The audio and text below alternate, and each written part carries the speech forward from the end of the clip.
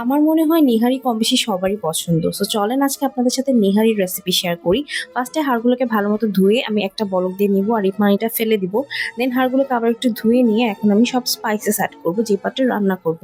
ফার্স্টে লবণ, হলুদ, মরিচ, ধনিয়া, জিরা গুঁড়া, দেন গরম মশলা গুঁড়া, তারপর আস্ত সব গরম মশলা সবকিছু এক এক করে দিয়ে দিচ্ছি। এর সাথে অ্যাড করেছি গোলমরিচের গুঁড়া, পেঁয়াজ কুচি, আদা রসুন বাটা। এখানে আমি একদমই তেল ব্যবহার করিনি কারণ নিহারি থেকে অনেকটা পরিমাণে তেল বের হবে। এরপর পানি দিয়ে এটাকে আমি জাল করতে বসিয়ে দিয়েছি। নিহারিটাকে খুব ভালো মতো জাল করে নিতে হবে, এটা আমরা সবাই জানি। সো ওইভাবেই করেছি।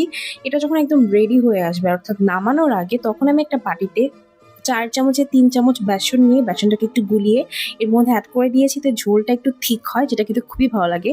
আর বাগারের প্রসেসটা এখানে আমি অ্যাড করি নাই, মানে আমার ক্লিপ নেওয়া হয়নি। এখানে আমি সরিষার তেলে পেঁয়াজ, রসুন আর শুকনো মরিচটাকে ভেজে একটুখানি জিরা গুঁড়া দিয়ে জাস্ট বাগারটা দিয়েছি। এভাবে একবার ট্রাই করে দেখবেন, অনেক ভালো হয়।